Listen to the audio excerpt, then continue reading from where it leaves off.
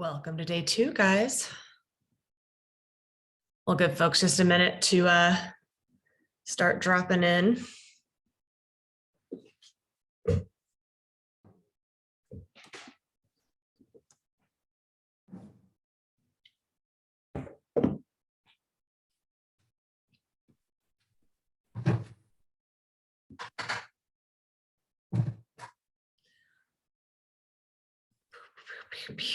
Today is my favorite topics to teach, and so I'm gonna sing about it.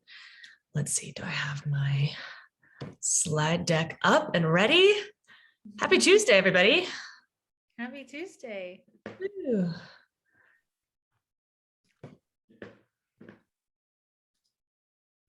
Hopefully Monday provided enough momentum for everybody to kind of skate through Tuesday. It's honestly not my favorite day of the week, which is probably why I'm teaching. I designed this, so I'm teaching my absolute favorite thing ever on Tuesday. Because it's like, oh, it's not Monday anymore. The weekend's a distant memory, but like there's so much week left, you know? So it can be a little dysregulating for the nervous system if we think about it that way. So I try to design as much pleasure as possible on Tuesdays to hack it. Let's get everybody in here. We have a fabulous, fabulous day. I am gonna, as usual, sort of slowly let people in as we're trickling in today. I got my whiteboard here just in case I feel moved or compelled to frantically create a visual aid on the fly. But we'll be mostly in our, oh yeah, my sweater, I forgot to call attention to my sweater. We'll be mostly in this room, in this session today. Again, really, really getting interactive with that chat. So fire that puppy up. And I'm, if you, just a quick primer in case I think most people were here yesterday, but in case you weren't and didn't have a chance to catch up on the video, just a couple of expectation sort of setting things here for today. I am a deeply engaged host. I don't like talking at people. If I ask you a question, it is not rhetorical. So please answer in the chat. That'll actually help me interact with you and answer your real questions rather than just sort of speaking in generalizations. And of course, if I blow past something or something's not clear, or you just have a question you want to sort of go a little deeper into, please, I'll be keeping an eye on the chat, and I will try to pay attention and pause and get your questions answered. Fabulous. All right. And awesome. Again, sometimes you gotta just have fashion with a message. That's really what I'm about. It's about as sophisticated as my fashion sense gets. All right, so yesterday, just a quick recap. Oh, and Alina, yes. So I sent in an email that should have gone to everybody. If you registered for yesterday, or if you registered for the session on Eventbrite, you should have gotten the email last night around 8:15 that had the recording and just a little brief recap. So so definitely check it out if you haven't had a chance to. Don't worry, we'll be in the first 5-10 minutes today. We might be referencing some of what we did yesterday, but don't freak out. Today is really, really new, and you won't be lost or anything. So no stress. However, I do want to take a quick moment. Let's see, got a few more people in here. I want to kind of heat check here. Naming emotions is one of the things that we are shockingly trained out of doing. Often when we ask someone how they feel, a lot of times we say, look, I don't know. Which is kind of weird when you think about it, right? We're kind of that, we can become that divorced from our inner world that we have a hard time actually understanding it and having a vocabulary around it. So if you feel like sharing today, I'm curious, just throw in the chat, what emotion is most present for you today? Take your time. Got my awkward silence water bottle, everyone types. Anxiety, overwhelm, anger, yeah, exhaustion, a lot of big emotions today. Anticipation, awesome. I know, I'm anticipating this session too. Just kidding. Oops.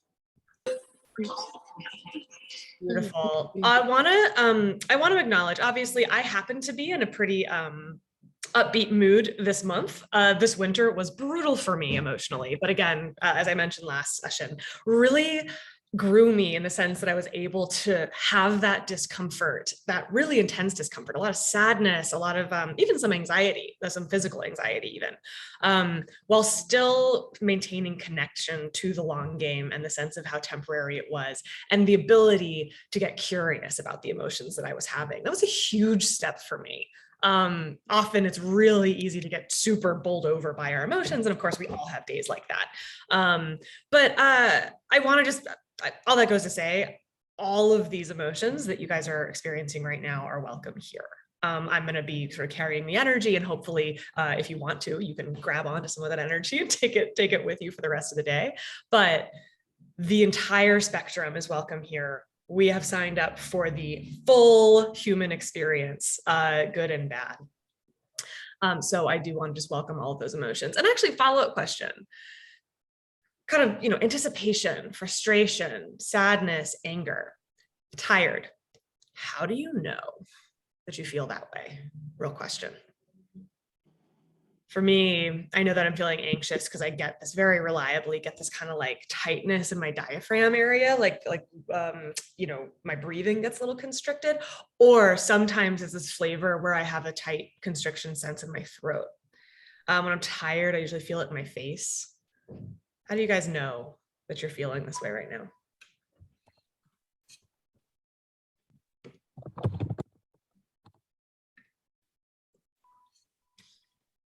Yeah, all these feelings have a different energy in your body, right? Yeah, mind racing. That's a really, really common symptom of anxiety. We'll talk about exactly what is going on, the mechanics of that today. Ooh, holding your breath. Yes. Tightness, tummy aches. Yeah, some urges and cravings, right? Like a lot of times we'll reach to sugar to get that dopamine fix. All really, really common things. You might just start to notice, like you'll seeing what people are writing in the chat, and you'll be like, oh yeah, I've totally felt that way, right?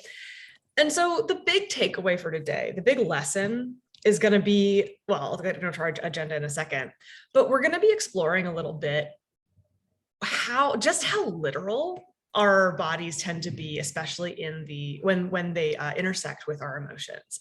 It turns out there are enormous physiological and emotional underpinnings to success. And in Fearless Femmes, we go super, super deep on this right at the outset, right? Like anytime we try to get into envisioning our goals or taking action or pushing ourselves out of our comfort zone, like it's a really intense visceral and physiological experience to do all those things. And if we don't have an understanding of the basic mechanics of what's going on internally, it can be really confusing and sometimes really demoralizing. We feel like we're fighting against ourselves every day, right? So I actually wanted to tie this into what we did yesterday. Who here, did anyone have a chance to finish the vision statements last night? I know a bunch of you did and kind of fleshed them out and built them out a little bit.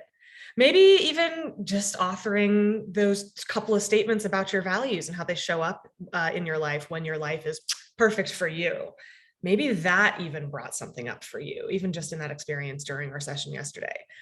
So thinking about your vision statement that you guys have been working on, what came up for you when you were writing them? Or if you look at it now, what happens? What happens in the body? What does your brain do? Maybe you can name an emotion. Getting anxious. Really, really common. Oh, anxious and excited. Isn't that the best? That's what I call exhilaration, right?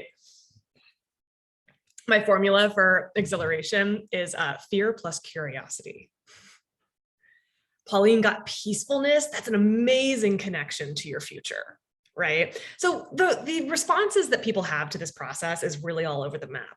Sometimes, depending on what state our body and nervous system is in, you'll look at, it can vary day by day, right? You might look at this vision statement tomorrow and say, holy shit, this is so big and so much. You might have thoughts like, I don't deserve this, or I'm asking way too much, right? A day after that, you might say like, hell yeah, this is so motivating, amazing. Or like, oh, I can just imagine and feel this end state that I'm driving towards right now and have that sense of peace, like Pauline mentioned. It's really all over the map, right? But the common thread through all of this is that it's a deeply emotional and physiological experience.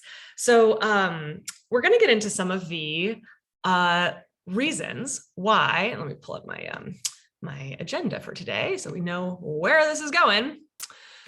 We're going to get into why the body is worth learning about in the context of our career advancement. Oops, what am I doing here?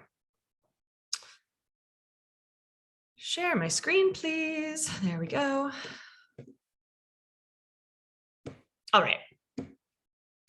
So quick agenda for today, just a rundown, reflections on your vision and all the emotions that brought up for you guys. Again, as unsurprisingly, it brought up a pretty huge range. Often, sometimes even in Fearless Femmes, we have to work our way up to really authoring this vision statement. Everyone kind of starts at different places, different levels of readiness for using their imagination to create this enormous future for themselves, right? And really feel into it. Some people are ready to go right off the bat, like day one, they feel really excited about it, have a pretty good sense of it. Other people get really overwhelmed and kind of shut down for a month or two even, right? This is why the course is self-paced so that you can, that module for authoring your vision is there whenever you're ready to get to it.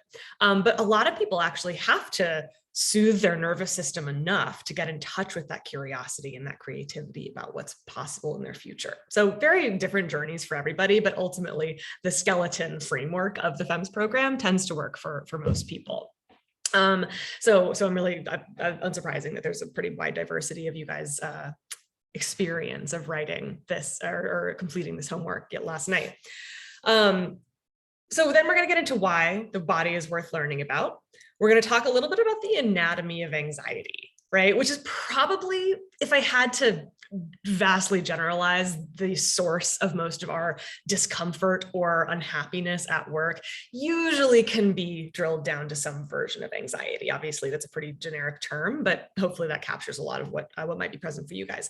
And then we're going to introduce the tool that I've actually co-created over the years with a combination of clients and iterated on over the years to land on this ultimate framework that's going to allow you to program the mind, body, emotion system that you need to bring, or that you need to sort of have and cultivate to show up at work in the way that is going to help you advance and feel awesome, right? Make you feel confident, make you feel excited to be there, engaged, curious, creative, all those things that make work really, really energizing and fulfilling. So why is the body worth learning about to begin with? As we know, there isn't actually, this is no surprise to anyone here, there isn't actually any silo between work and the rest of our lives, right? This meat suit transports us from one area of our life to the other. And it has a memory, right? Even if our brain is part of our body, but even beyond that, we've got this whole anatomical system that's designed mostly to keep us safe, right? So you touch a stove, and you get burned early on in your life. This is a really, basic analogy. You get burned early in your life. And then if you ever see a hot stove again, you'll pull back and make sure that you don't accidentally touch it, right? It's not a conscious thing. You weren't sort of calculating, what's the probability that I might touch that stove and that it might burn me this time? It's like, no. Our bodies are way too fine-tuned to help us survive and to allow our brain to go through that rational, logical process, right? So basically what I want you guys to take away from this session is that our bodies and this survival response, which by the way is peak survival technology, our body has gotten us to this point right now by avoiding all of the accidental perils and predators and all the things that we had to avoid to pass on our genetic material. And all of those adaptations are now represented in the peak innovation survival technology that is our body today.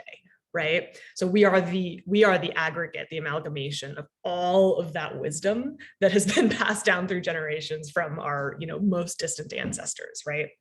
And pretty much all mammals have this main primary function of this vagus nervous system response that sets you up into a couple different states.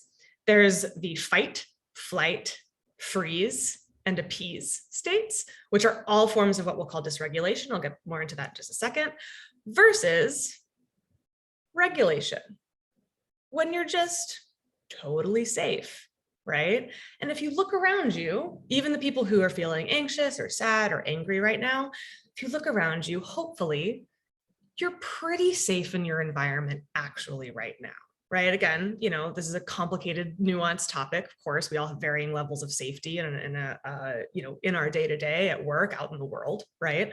But ultimately, there's no tiger waiting to jump out at you from behind the couch right now, right? And yet, when we carry this anxiety, when we have all of this unfelt emotion that's gotten stored in our bodies, as far as our body's concerned, there might as well be a tiger hiding behind the couch right now. So this is why it's really this anxiety, this mechanic, the anatomical and physiological functions of our emotions really dictates how much we're capable of enjoying our life.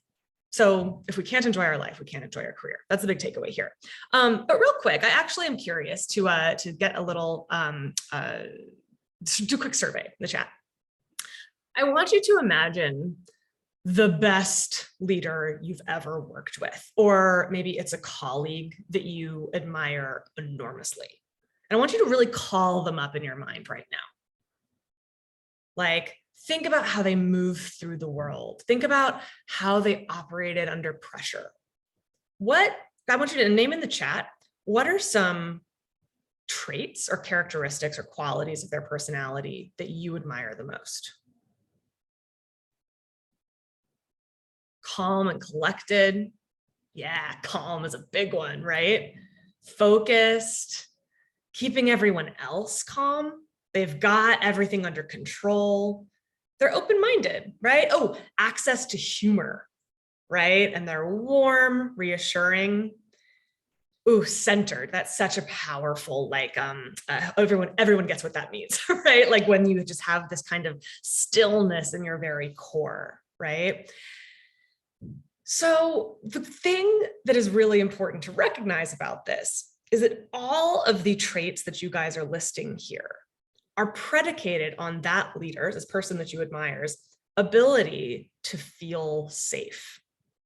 They are not worrying or harboring some deep anxiety or unconscious fear of a tiger jumping out at them, right? If they did have that anxiety or fear, you would feel it. Right? This is another really important adaptive trait in communities and societies that we evolved together, is the ability to kind of notice when someone's feeling anxious, be like, should I feel anxious too? Right? But the cool thing about this leader that you're thinking of is that they don't elicit that reaction from you, right? Instead, they make you feel calm, almost like it's contagious. It's one of the reasons why you like being around them so much, right? So here's the thing to remember. Here's why all of this matters. First off, I mean, intuitively, obviously, if you're confident and calm and kind and compassionate and encouraging, able to be creative on your feet. I loved Aishwarya's description of that. It's because you have this basic level of emotional regulation. And I bet actually most of you have that most of the time. Imagine when you're hanging out with a friend, or catching up with an old friend on the phone that you trust a ton, or having a wonderful glass of wine, catching up with, again, connection. I keep on catching up with old friends because it's where I get my equanimity, where you get this calm, this creativity, this openness, this willing to help solve problems. You have this kind of equanimity and this kind of state available to you all the time. Here's the problem. Here's where this gets more complicated. This is a silly graph. Don't pay attention to the axes. Just trying to illustrate this point. As you get more senior in your product career, by design, you are dealing with more complex, ambiguous, and messy tasks, right? Oh, don't even get me started on people management. Right? There is never anything more hairy, more complicated, less predictable, and more potentially dysregulating than people management. Right? I don't know how many people managers are in the crowd. You guys can relate to this. It's like, oh man, sometimes you get home and you're like, how did I even get out of that situation alive? That was amazing, right? Humans are really, really messy. And the more complex the product problems that we solve, the more ambiguity that we start to anticipate. Guess what our bodies hate more than anything? Ambiguity. if we can get everything totally predictable, totally familiar, we've seen this problem before, we've got it figured out, we know what to do, everything is, checkbox, checkbox, checkbox. Our bodies like really like that, right? It means that the chance that there's a tiger that's going to leap out from behind a rock is pretty minimal. Again, this is like most basic primal instincts. Yes, creatures of habit, right? And yet, do you want to live in a world where you never face another challenge that might grow you or that you might have to learn something new? So, okay, if you're feeling really anxious right now, you might be like, yeah, that sounds great. but you probably know better, right? You probably know that while you may need a break right now, that your body might be craving familiarity, which is totally normal. Ultimately, that's not really where you want to spend the rest of your life. You guys are growth mindset people. It's why you're in product. It's why it's why you're literally here right now, is to learn something new, right? You took a huge risk on me coming here today. Maybe not that big of a risk, but and yes, and not liking ambiguity is the most natural thing in the world, right? So if what we're trying to accomplish here is honoring our nervous system signals and level of discomfort with ambiguity, while also steadily and consistently increasing the level of ambiguity we have to manage and navigate in our lives, we have to focus on our bodies, right? So here's why. Oops. The other thing that is going to be a theme. Sorry, guys, my mouse has been really moody lately. So let me just bang on it a little bit. There we go. One of the reasons why we're going to be focusing on this today is because obviously it's what we have to do as product leaders to advance is to get our bodies like mastered and on working for us rather than against us. And that's how we're going to ascend in seniority and influence. Then we're going to have to start with our bodies, right? So it's really important to build out this toolkit in general. Also, this is a really important graphic that I want everyone to remember. As product leaders, our job is to become, really as any kind of leader, right? I'm sure that there's some people in the crowd here who are evaluating whether or not product is really their end game. Very, very normal question that we talk about all the time in FEMS. Case in point, hello, look at me. I ended up leaving product, so I'll tell that story in just a little bit. But ultimately, all of our jobs as leaders, as business people, as people who want to have impact on the world, right? We have to be thinking strategically. So all strategy is, again, when we really get in our head and all freaked out about being a brilliant strategist and like thinking we have to be a Steve Jobs asshole to be a good strategist, strategy is incredibly simple, everybody. Let that soothe your nervous system for just a moment. It's just about ROI calculation. It is about getting the biggest bang for your buck per unit of effort. So look at this graphic that is before you right now that I whipped up incredibly quick and dirty. If we want a given result, right? Which in this case, a lot of you guys are here because you are trying to get promoted, you're trying to advance, you're trying to move through the world with more authority and more presence, command respect. All of those results require you to take action to get there, right? And if we are fighting against our emotions, thoughts, and bodies to take those actions, it's going to be a rough time. It's not going to be very high leverage. It's not going to have high ROI. It's going to be a massive amount of effort to get a little bit of results. Everyone following about the leverage part? This is going to be a theme that we touch on about like what investments are you going to make in yourself and your career that is going to get you enormous return, right? Per minute or per dollar, right? That is how we're going to be approaching our careers from now on. So as you can see here, physiologically, our body shapes our emotions and our thoughts. When our body senses that there's danger or sees a pattern, then it's like, oh, that reminds me of that time when someone hurt me. Or that reminds me of a time where my parents told me that I was a failure, right? Or that reminds me of a time that I got rejected, right? Suddenly our emotions get fearful. We might go into fight or flight, fight being anger, right? Which then of course can shape our thoughts like I'm in danger right now, or I better be perfect so that no one can criticize me, right? Which then creates this feedback loop between our body, emotion, and thoughts. how are our actions going to stand a chance here when we're constantly in this vortex of emotions and physiology that don't actually support the actions that we need to take to get a result, right? If how we need to be feeling is calm, and if how we need to be behaving and acting is collaborative and creative, then our body and thoughts have better aligned behind that, right? Even if we tell ourselves, think positive, or like bombard ourselves with affirmations, you might like get some thoughts in there that like catch a little bit. But if your body is constantly still sending the signal of you're not safe, you're not safe, you're not safe, again, it's just an uphill battle, right? Are there any questions about this so far? Pretty intuitive, right? Again, like good strategy should be elegant and simple. When we focus all the way upstream on the body, everything that cascades down falls into place without much effort, right? So that's why we focus on the body. All right, what's next? Let's see. There was some other point I think that I wanted to make sure I told you guys. Yes, ancient programming that we're trying to actually leverage here, right? Rather than fight against.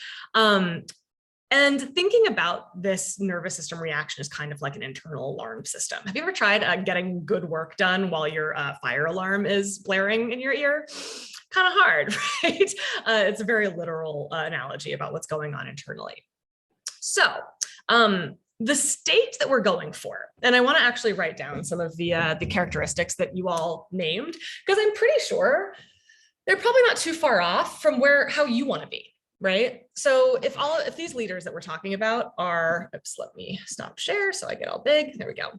If the leaders that we admire so much, we probably want to emulate them, at least to some degree, right? Again, it'll be our unique spin on this stuff, but let's just go ahead and put down some of the really common. Can you guys see that? My handwriting is just okay. So some of the common characteristics that you said. Let's see, what were some other really good ones?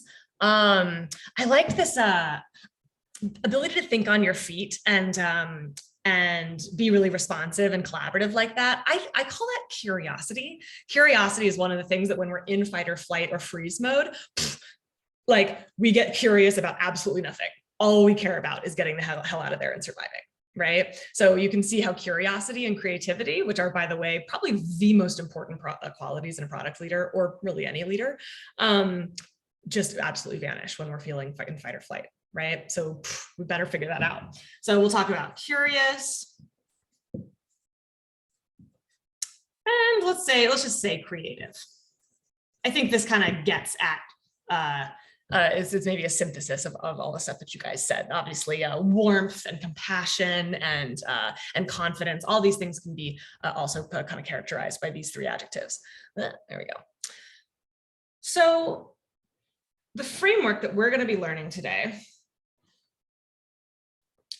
predicates itself on the idea that this is the state that we're going for, right? So again, calm, curious, creative, we're just going to call that a state. It's a way of being, right? That you can tell when you're in that state. You can also tell when you're not in that state, right? Hopefully that's pretty clear.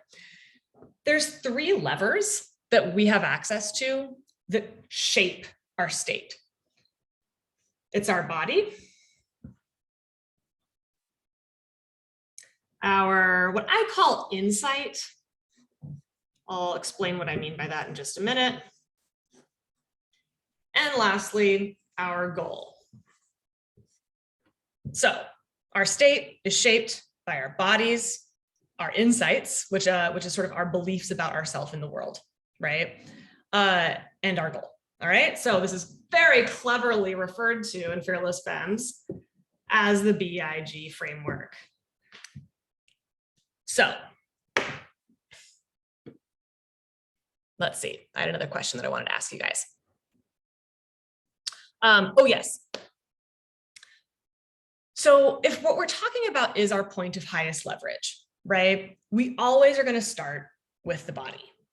We always start with this bottom, this foundation. Again, isn't this visual storytelling the best? It's so literal. This is the foundation of the state that we're trying to generate.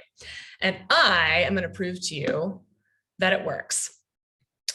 So I share my screen. once again, I want you all to think about, oops, golly, from this list, take a minute to kind of like take it in. And if you are down to share, I'm really curious what of these symptoms you're most prone to. So when you're not feeling awesome, when you're feeling, maybe you can relate to the fight or flight. If you like took high school bio, you're probably know that like fight, flight, freeze response, right? Appease is one that's been recently added in all of the literature because it's something that we are socialized, especially as people socialized as women, to do to keep ourselves safe, is to just give people what they want so that they go away, right? So that they are no longer pose a threat. That's something that we do all the time at work. It's one of the big reasons why we don't say no and set boundaries. What are your symptoms? Just take a look. Again, I'll explain these two categories in just a second, but which ones speak to you? Anxiety, poor focus, distancing, yep. Anxiety, irritability, withdrawing, numbing, definitely. Who, I mean, honestly, like probably a bunch of these apply to us. We might have like our favorites though, right? Our go-to. If you think about being on an even keel, being like safe as being like the straight line, you can think about hyperarousal as this elevated dysregulation state, right? So again, we're talking about regulation versus dysregulation. Hyperarousal, again, that word part hyper means up, right? So you can think about like the fight or flight is really where we're going with this, right? It's like all of my body is mobilizing to get away or defend myself, right? And each of these symptoms that we might observe in ourselves is in support of fight or flight. You also might notice the hypoarousal. The word part hypo means low, to drop. Hypoarousal is that freeze and appease, right? So this is all about like withdrawing, closing down, playing possum, deer in the headlights. That's what we're really talking about here, right?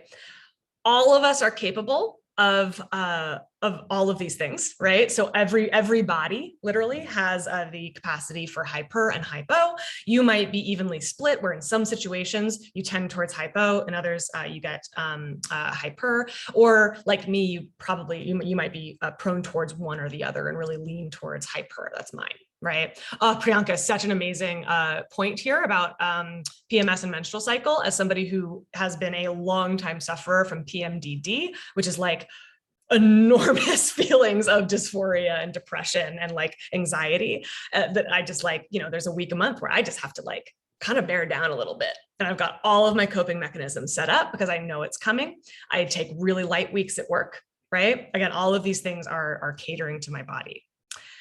So here's why I'm talking about this on this day, right? Right after we talk about our vision. In these vision statements that you are creating for yourself, you might next start asking yourself how you're going to make it happen.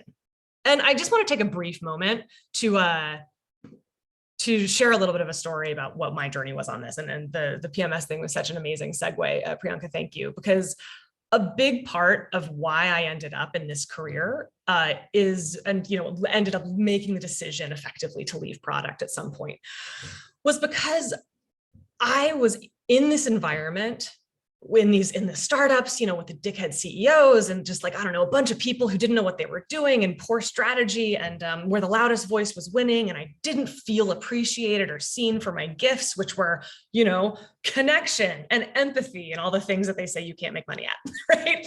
The things that like don't matter, the soft skills. I was walking into an environment that was so triggering for me. One of the CEOs that I worked for even looked like the abuser that I had in high school. Like, it was hilarious. I mean, like in hindsight, now it's hilarious how I was recreating this scene for myself because it was so familiar, right? And I found that it was, again, after a lot of soul searching, this is kind of like the short version of the story, but after a lot of soul searching, one of the reasons why I decided to go into consulting, again, it wasn't really a conscious choice.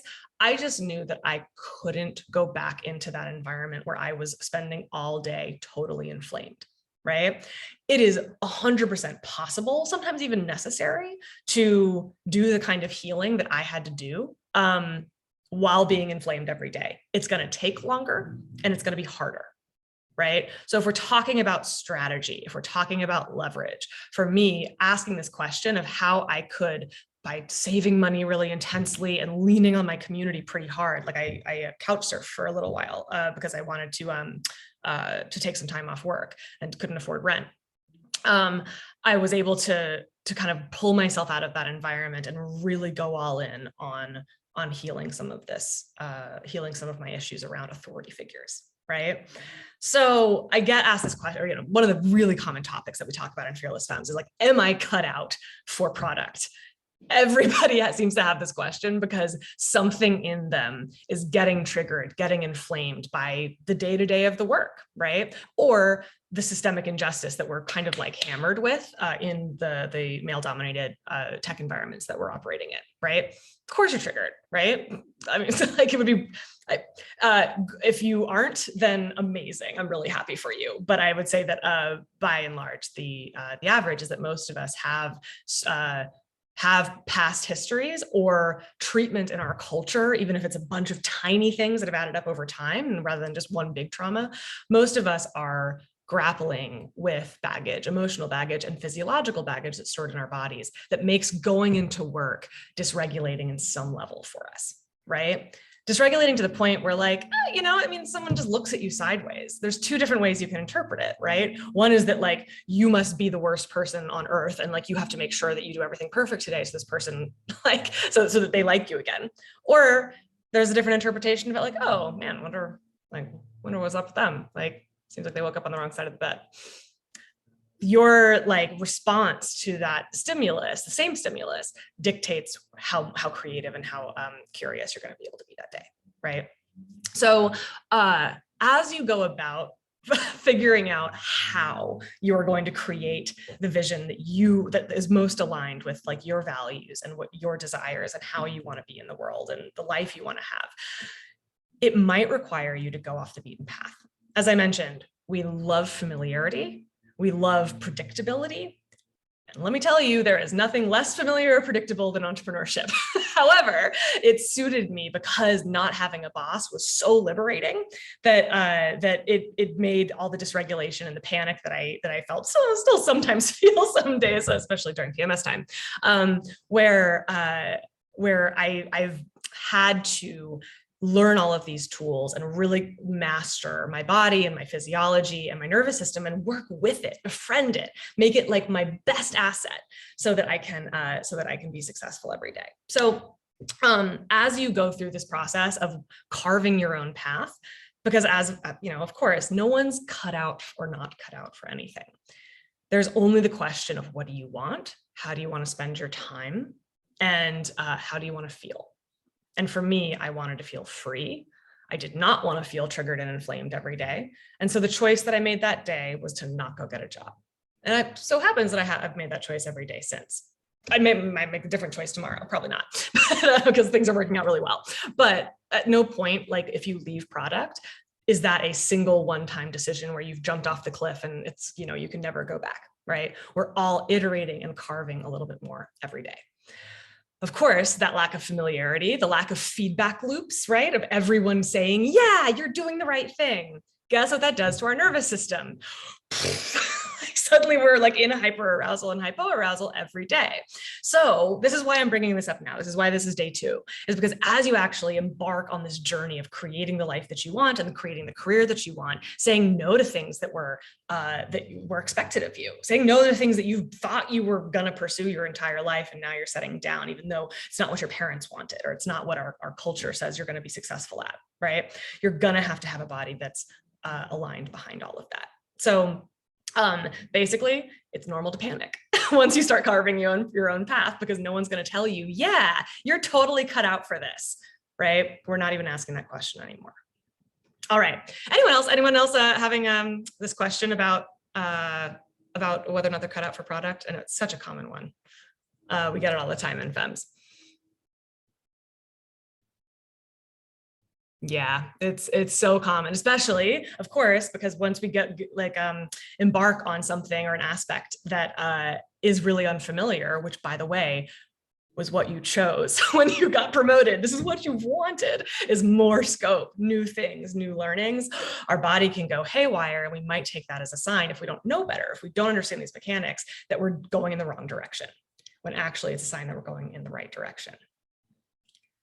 Aishwarya, I saw your hand up. Or did you have a question, or were you just plus oneing? Oh no, I was plus oneing. Oh, Let me get to Mm-hmm. All right. And yeah, there definitely is a version of this story where I ended up being a leadership coach and a person who talks about feelings and vulnerability and emotional regulation and physiological regulation in my capacity as a VP of product or CPO. Like there's a version of the story where that's how things unfolded. The way that I have been operating, though, as I mentioned yesterday, is really, this is what we'll get into day 4, which is going to be so good and delicious, is like, this is where I've landed after several years of asking myself, what do I like to do, right? What do I get the most pleasure from every day? This business, everything I'm doing right now, me being right in front of you, is just an amalgamation of like what I enjoy. And of course, you have to figure out the logistics of how to make a living at it. Sure. And, you aim for 100% things you enjoy, get 80, 85. It's pretty damn good, right? There's always tedium and admin stuff and like questions that aren't exhilarating in any path you take. But in general, with that 80% is so robust and so fulfilling, you just kind of bulldoze through the stuff that's boring. So that's my wish for you. Okay, so what's next? Now we are going to program the BIG for you. Let me pull this up. First, what I want you to do, real quick, let's identify the dysregulation symptom that has been most present for you recently. So again, you listed some of them that you're prone to, but maybe one that you can pull up right now. And I want you to really, if you're comfortable with this, getting into our bodies can sometimes be really scary and uncomfortable. If that's not what you signed up for today, this is completely optional. But if you're curious about it, if you're feeling ready, I invite you to drop into your body a little bit and notice where that anxiety lives, where that anger lives. Like, what color is it? Does it have a texture? Maybe it's heavy. Maybe it's like burning. Maybe you're actually pretty light and relaxed today. Maybe you're like on one. Good for you. All of these physical sensations are really, really powerful. And I want you to just tune into it, right? And what we're going for here, as I mentioned, is emotional regulation. So this is the ability to stay calm, cool, and collected, especially under pressure, like the leaders we were talking about, to acknowledge an emotion without immediately acting on it, right? Getting curious about that emotion rather than launching into fight or flight or freeze, right? And also noticing emotions in others without judgment. Really, this is what those leaders that we admire, and also you, do all the time, right? This is emotional regulation in practice. So I'm going to prove to you that you can come into emotional regulation whenever you want. The more intense your stress, the harder it's going to be, the more effort it's going to take, I'll put it that way, to come back to that baseline, or come back up to that baseline if you're in hypoarousal. But in Fearless Femmes, what we start with is developing this toolkit for what I call point interventions. When these big emotions are so powerful and so intense, rather than just launching into a reaction to these emotions, we get curious and go inwards for a moment. So, we finished the meeting, whatever, where the guy was a douchebag, or, someone yelled at us, or our kid is driving us nuts, right? And we're feeling so frustrated, or we're feeling so overwhelmed by just getting out of bed in the morning, right? Where is that sensation?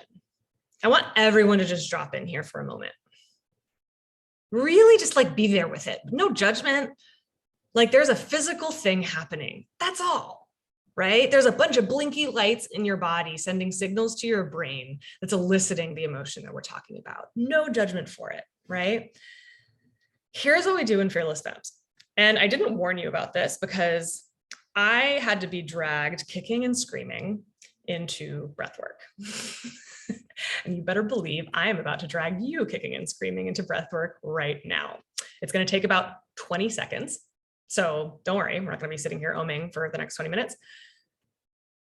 I want you to focus on that spot in the body where you've located this discomfort or the intense emotion.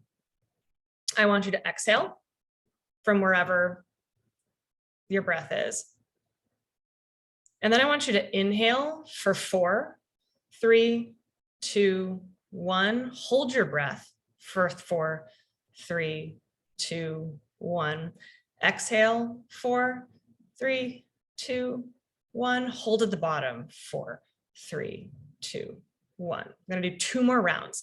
Inhale, 1, 2, 3, 4. Hold, 1, 2, 3, 4. Exhale, 1, 2, 3, 4. Hold, 1, 2, 3, 4. Last one. Inhale, 1, 2, 3, 4. Hold, 1, 2, 3, 4. Exhale, 1, 2, 3, 4. Hold, 1, 2, 3, 4. And just soften in and around whatever that spot was in your body. And just notice if it shifted. Did anyone notice any difference at all? What happened?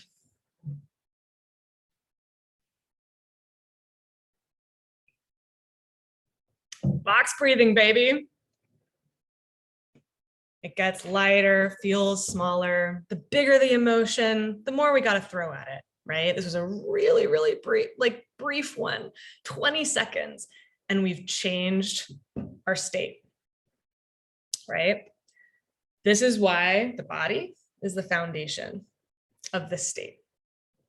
So I want to actually do a quick exercise because this is, I'm going to demo the BIG framework here.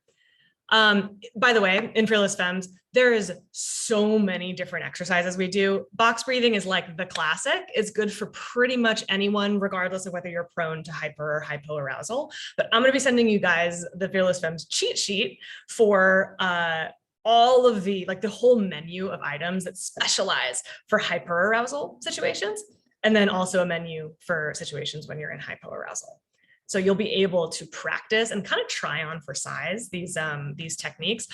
One might feel not that great, or one just didn't really do anything. Cool, good, lucky for you, you don't have to do it ever again. So the point here, and this is what we do in Fearless Femmes through the course, through our chats in the group, we come up with things about what worked in different situations because everybody's a little bit different.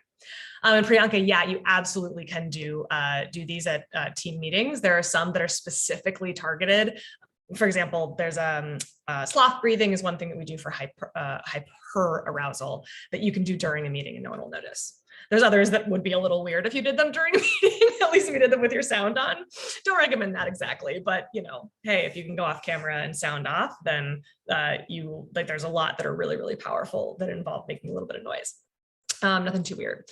But anyway, I encourage you to try these all on for size and experiment with what works best for you. This is I'm a product person, right?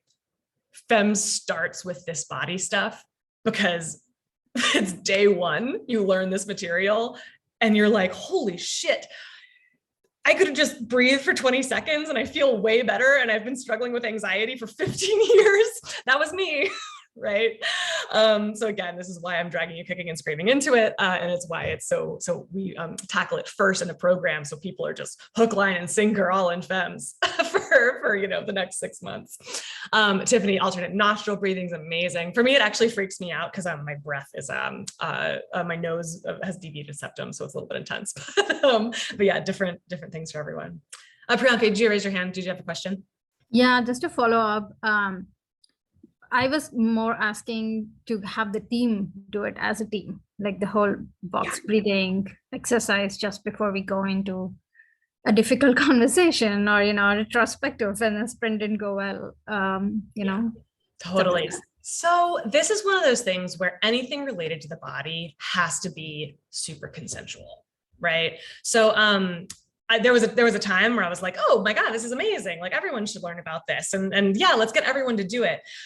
For some bodies, depending on their experience or depending on the day, right? Getting into your body can be a really intense thing to do, especially if you have a history of your body not being a safe place to be, right? So one really easy thing you can do, just like I did today, was like, hey, if being in your body doesn't like feel good to you, don't do it, skip it. You're gonna be like a-okay, and make it an invitation. Or if you, depending on the relationship that you have with the team, you can kind of say like, hey, I want to try this experiment, but if it feels uncomfortable, by all means, don't do it. Or if you know for a fact that they'd be receptive to it, then maybe there's, a different conversation to have there. But basically, long story short, I really am pro consent in these situations, just because I've seen people lead a body scan and somebody had a panic attack, not in a work environment, but in a social environment. So it can be really intense for folks. So yeah, just something to consider. Consent is always a good idea. And you can just ask. So usually people will give it, and it is an awesome exercise to do before meetings. It will get everyone into this creative and collaborative zone. So if you can get it done, do it. Again, super high leverage. Great question. All right. So proof that it works. I proved it. Great job. So day-to-day stress, right? Our state is this amalgamation of our body, insight, and goal, as I mentioned earlier. So I'm going to talk about exactly what I mean by that. Do I have a volunteer to talk about a goal that you have right now? It could be get promoted. It could be nail a meeting, whatever your goal is. I'll let people volunteer in just a second while I explain the kind of dynamics of this. So breath and body are kind of one and the same, right? Our breath is our body's number one input about whether or not we're safe. So breath is a really high leverage thing to do per minute of effort. It like really gets you a long way. Great strategy, right? So we hold our breath or start breathing shallowly when we're dysregulated. Controlling our breath and deepening our breath can really make a huge shift. Insight. When we experience imposter syndrome, it's something that's learned, right? Or taught, I should say. When we're told over and over and over again, you and your ideas don't belong here through microaggressions or macroaggressions, we eventually begin to believe it, right? Very normal thing to do. So our insight is the belief that we have about ourselves in the world, like I don't belong, or I have to prove myself, or if I'm not perfect, I'm worthless, right? All those are insights and beliefs that about ourselves and our relationship with the world that really shape this state. Right? Hard to be calm, curious, and creative when that's your insight that you got in your brain, that you're programmed. Lastly, our goal. So when our body is freaking out and breathing shallowly, and we're thinking, I have to be perfect or I'm worthless, our goal changes.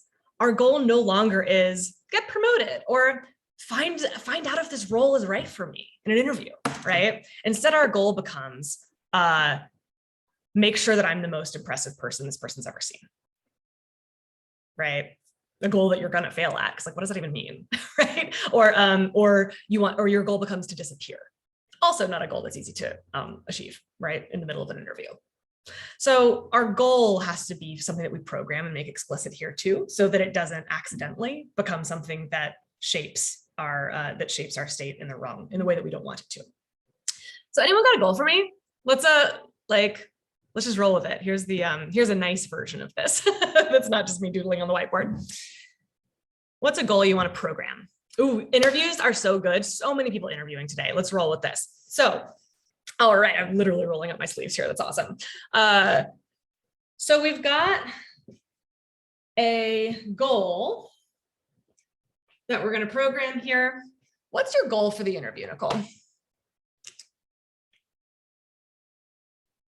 You can speak up, by the way. You don't have to type if you feel like it. I don't know why I was typing. And That's all right. I was hiding. So my goal is to speak succinctly and move on to round 2. Yeah. Move on.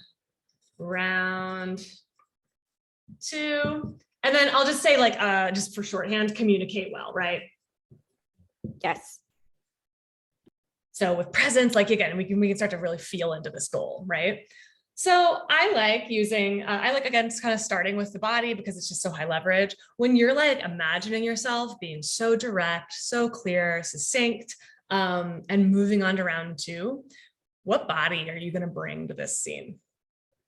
Oh, definitely. Well, ideally, the ones that everybody was mentioning before, that calm, cool, empathetic, fun person. Yeah. So those are the excellent emotions. When you are empathetic, what are your shoulders doing? What's your belly doing? And what's your chest doing? I feel like I'm leaning in, like to listen more. And maybe like definitely more open. Like I'm not sitting with my arms crossed, for example, where I'd be like cutting off the energy or whatever you want to use there. Super literal, right? Like this is the funny thing about like energies and vibes and whatever. It's like actual science. like our bodies are like below the neck are picking up all those cues and bypassing our conscious analysis of it, but like making us feel things, right? So yes, lean in, open arms. How's your breathing? So this is always what we got. We always got to do the breath too on this B axis. How's your breath? Well, ideally, I would be operating, like my breath would be calm and only breathing like 8 breaths per minute instead of like 15. Yeah. So we'll say like slow and probably like medium deep, right? Probably not like super deep because that can really get us, that can hyperventilate basically. But like, yeah, or I'd fall asleep. Regular. I definitely don't want to do that. Yeah. So regular. So calm, slow, regular. And the cool thing about this is that inevitably, it's like, I do this when I'm presenting, right? Is that when I get really excited about something, I'll get into this, this slightly hyper aroused state, right? It's not exactly anxiety or anger or irritability, but like my body kind of gets on one. And it can lose people or seem overwhelming. So I always notice and take stock of my breath. And when I get there, just because I'm excited, I bring my breath back down to a little bit normal. And suddenly I'm very present again, right?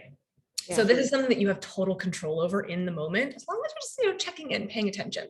And lastly, when this is your body, the insight that you're going to bring to this belief that you have about yourself in the world, that you're going to bring to this goal and service of this goal, should be pretty easy. What is it? What do you believe about yourself and them and this whole thing?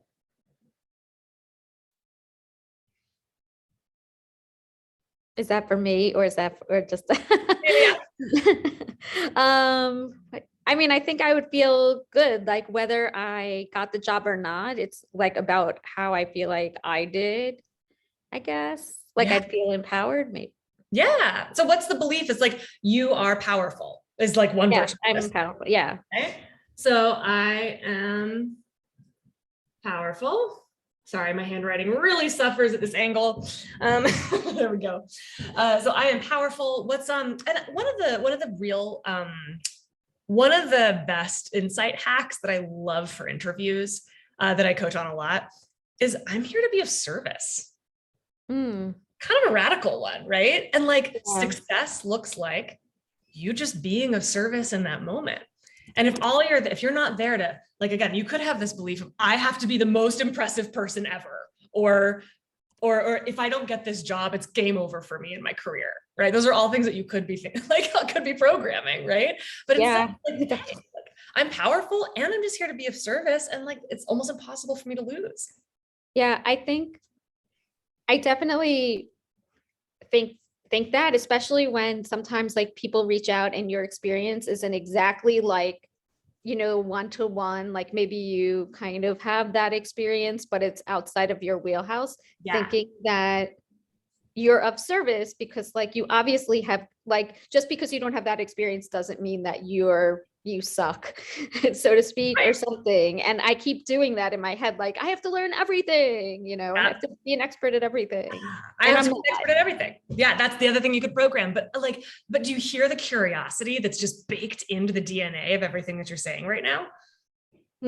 Right? Like that this like, oh yeah, if I don't know about something, maybe I can learn something from them, or maybe I can like talk through my best guess about something and collaborate with them on it and like see if I got it right. All of that curious, creative, calm, right? Yeah. That's what this enables you to do. And this is how, like, this is the shape of you in this interview, right? So again, like you can program any state. You might want to be magnetic or I don't know. There's a bunch of different states that you can program. I just rolled with calm, curious, and creative because it tends to be Old Faithful. But you can generate any state that you want with these 3 pieces. So what I want you all to do for your homework, I'm going to send you this worksheet that basically is that pretty version of this graphic that I sent you. You're going to consider your own goal or goals. You can do this for as many as you want.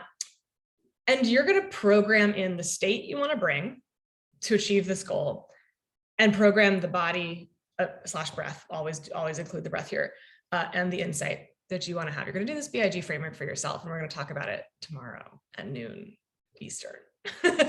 So FEMS have used this to like go insanely deep. It's just an amazing condensation of all the stuff we go really, really deep into in the program about our physiology and the social justice elements of it, which are huge, by the way. It's not an accident that we're feeling really freaked out at work all the time. It's not our fault. And the sort of mindset and sort of body dynamics that are required for you to show up as this incredibly powerful leader and wield all these tricks as like Jedi mind tricks to have influence in your roles as you continue to rise. So again, as I mentioned earlier, these states are contagious. If you make people feel this way when they're around you, they're gonna like working with you a lot. They're gonna listen to you. They're gonna trust you. So this is all the stuff that we go really deep into, but this is kind of like the supercharged tiny first taste of this that hopefully will allow you guys, if you put it on your wall before this interview or before you have that conversation, that promo conversation or the negotiation, you'll be able to walk into those tough situations that might otherwise have you off in a tailspin of dysregulation, and instead you're just steady, cool as ice, cool as cucumber. I don't know, you don't have to be icy. Usually want to be warm. So that's all I've got for you guys today. You're going to be amazing, Nicole. Good luck. And thank you for being so vulnerable and willing to share here. This is really, really helpful for everybody. I have a couple minutes to stick around for questions if anyone has any. But if it is time for you to get on with your day, please do take that deep breath, get your feet on the ground. This body is yours. You always have it. And it's incredibly high leverage. So be strategic with how you use it. All right. Have a wonderful day, everybody. And I'll stick around for questions. Thank you, everyone. Thank you, Becca. Yeah, thank you. I have a question. Well, I think that controlling your breath and all of these tips are, yes, like I'm definitely tapping into this homework assignment today. But one of the things I noticed is voice and how people who are these leaders that we look up to, like they have a certain like, they're not talking up here, and I get really excited and I can't help but like be all squeaky and stuff. Yeah. But operate, still be excited, but maybe talking like tapping right. but not sounding like Holmes, But no, so this is actually an incredibly juicy topic. So I'm really, really glad you brought it up. I'll try to be brief. I just finally got hot. So bye bye, awesome sweater. So what we're talking about here is a little bit of our socialized conditioned beliefs around what authority looks and sounds like, right? So people love, and our culture loves to police women and anything that feels feminine. So higher voices, inflection, which by the way, we've been socialized to do for our safety. If we come on strong and are really direct and don't phrase something as a question, then we get called a bitch, right? Yeah. So like, of course we've been, of course we inflect at the end of our sentences, right? So talking fast also, by the way, we talk fast because otherwise we're gonna fucking interrupted. That's like real stuff that happens, right? So we have been trained and conditioned to have some of these affectations. There's a tension here. There is a practical need to play the game to your own benefit, right? If it helps to tweak some parts of your speech to be more direct, to be maybe lower in tone, then like consider how it feels to adapt, right? Think about how it feels. For me, there were a couple things that I'm just sharing my own story here, because basically everyone's lines are going to be different on this. I also kind of want to say fuck you to the people who say that I have to conform to, you know, male standards or patriarchal hegemonic standards, because it's never just patriarchy. The hegemonic standards about how authority and someone being worthy of respect sounds. I obviously take issue with that. So the way that I've done it is like, I've found that I'm a better communicator when I think through my statements and am crisp and direct about them. And I practiced that, and it actually felt really good to me to do that. However, I do have this nervous giggle thing where I'm like, fuck you, I'm not ever gonna get rid of that. You know what I mean? So this is one of those things where like, yeah, you know, acknowledging the reality that someone might hear that giggle and be like, ew, like what? I don't think, Yeah. But like, That's probably not the right place for me to work if they can't deal with my right. nervous giggle anyway, because like I'm Totally. human at the end of the day. And if you're not people first, then Get on board, right? Yeah. However, it can be so interesting watching your body relax. Like I don't ramble anymore because I've created and reinforced a body that knows it's safe. So some of the affectations we have are socialized, yes, but also a symptom of dysregulation. So sometimes they get resolved not because we're trying to conform, but because we're just more comfortable, right? So yeah, like Ashwarya says, your voice goes up when you're nervous. What if you weren't nervous, right? You might have a different, you know, more successful communication that doesn't, you know, just conform. So there's also, mhm. I just wanted to add to what the previous person was saying. I had a product leader, my very first job in product right after grad school, when she was leaving the team, said to me, I have some feedback for you. You need to start turning off your camera and need to start speaking in a much deeper voice. Because otherwise no one will take you seriously. And she was a woman, and she was just like, no one's going to take you seriously if you keep sounding this way. And I knew that I was a good communicator, but this feedback kind of put me so on edge that I just never felt comfortable being myself anymore. And I think like it took me a lot of time to realize it's okay to have a baby face. It's okay to like have a slightly higher voice, but you can do what you can do to make yourself seem like you're taking yourself seriously. So for me, I'll try and slow down a little bit, and that helps me. And that's like enough because it feels like, okay, I'm giving some thought to what I'm saying. So I don't know. I think like it was harder for me to like be something that I wasn't. Totally. I mean, this is like, we're operating in a world that's not designed to promote us, right? These are obstacles that we have to deal with. So everyone's going to deal with them in different ways. And just this is about a little bit of personal reflection about what feels aligned to you. I know that's like kind of a coachy, abstract thing to say, but like hopefully when you've got this vision and you've got this understanding about both social mechanics and like justice and equity mechanics, as well as physiological mechanics, you can kind of come up with something that's really uniquely yours. And yes, because of co-regulation, or as I call it, Jedi mind tricks, you can kind of control like how people feel about you. And a lot of it has to do with how comfortable you feel about yourself. Because it's just, again, it's just a regulation thing. You are safe. And so it just doesn't draw attention to the things that you're insecure about, because you're feeling really safe and chill. So other people feel safe and chill too. Cool. Yeah, that's yeah, I agree. Like that feedback doesn't feel really good to me. The great managers would not give that feedback, at least not in that way. But you know, that it definitely happens because we've got probably more.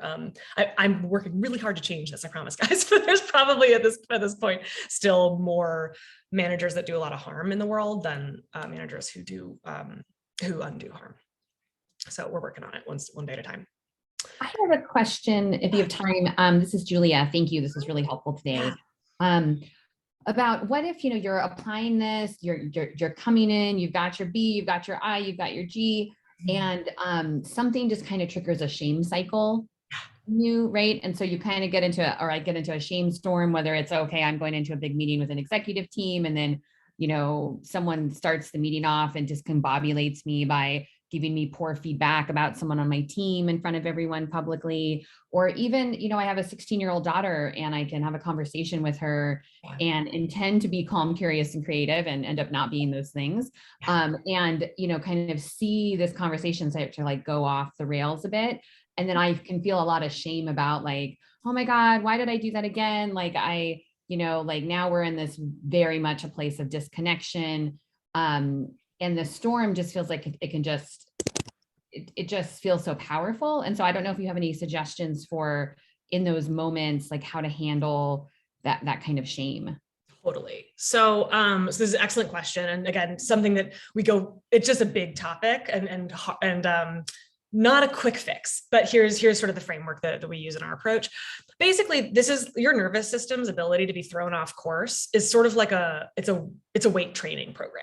So what we do in this program, in the FEMS program, is basically identify these smaller triggers for ourselves and say like, oh yeah, like this kind of thing happens, and I just feel like a little like sad, and like I go, my good mood gets like kind of like fucked up a little bit. We identify what those triggers are and start with those, and start increasing our strength to reinforce our emotional regulation in the face of those triggers. And as we strengthen that, our ability to stay on an even keel rather than getting, like knocked off course by something, our tolerance for those triggers begins to rise. So what we do is we literally have this worksheet in the program where we've got it's a bunch of little weights, right? Like, like pumping iron kind of weight graphics. We've got our little hand barbells down at the bottom. And then we have these situations that represent like bigger and bigger lift, where it's like almost like the biggest one. My favorite example is like walking into a room full of white guys to give a presentation who want to see you fail. Like, imagine staying calm, cool, and collected in that situation. That's like bench pressing 250, right? You don't go into the gym expecting to bench 250 the first day. That's why you're there, is to train your way to that level. And the way that you do it is very similar, analogous to weight training, which is that you just like, you start with the smaller ones and notice yourself getting stronger, notice yourself getting harder to push off course. And your nervous system becomes this like deeply, not even resilient, you just don't even get knocked off course in the first place. You do, of course, also become more resilient, faster to recover when you do. So ultimately, you will always get knocked. Like, there'll always be surprises. You'll always have something that dysregulates you. We're not here to just like feel amazing all the time. It's just not realistic, right? Especially when we're programming a ton of growth and upward trajectory in our lives. Like, there's always going to be something scary, like by design, right? If it doesn't, then that means we're not growing anymore. But basically that's sort of it is a long game play, but you can get there. Like I am now at a point where I'm unfuckable most of the time. Like I don't think I've encountered somebody, a human, who intimidates me in a long time. Like at this point, I'm like, oh, like if someone's trying to intimidate me, I'm like, tell me what's going on. And immediately their whole guard like dissolves. So that's your future, right? Everyone has this power. It's just a matter of like getting to that place where you're benching 250. But start small. Like, again, like really move in within your window of tolerance. Like, let the wins come quick and easy at first. It's really gratifying. That first time where you're like, oh my God, I was completely amazing in that meeting that used to freak me out totally, right? Or, oh man, like I really got a little bit flustered there for a minute, but I did my breathwork trick that I know works in that situation because I did the homework for Fearless Femmes, and I used it and came right back down to myself, and we're all good. Right. So all of those are very accessible to you. Similarly, like it's hard to do repair, but if there's been a breach or there's been a conflict, right? Doing the repair process requires equanimity and requires, to be done well and efficiently, it requires us to come back into regulation. So the faster you can do that, the faster you can go about that repair process. Does that help? Yes, thank you. Well, yeah, the weight training program, it's big. I'm actually probably going to do that in our group session tomorrow. Now that I come to think about it, it's time to kind of revisit that framework. All right. Thank you everyone for staying. I do have to run. I actually have a meeting with my coach right now. Yes, that's really cool, Sarah. Thank you for sharing that. So I cannot wait for you guys to come tomorrow. It's going to be a really great session. We're going to be talking about community and all of the wealth that is available to you there, and the thing that differentiates leaders that seem to just have this career trajectory that just is explosive and so like ratcheted up in how fast they rise and what they all have in common. So we're going to talk about that tomorrow at noon. I will see you all there.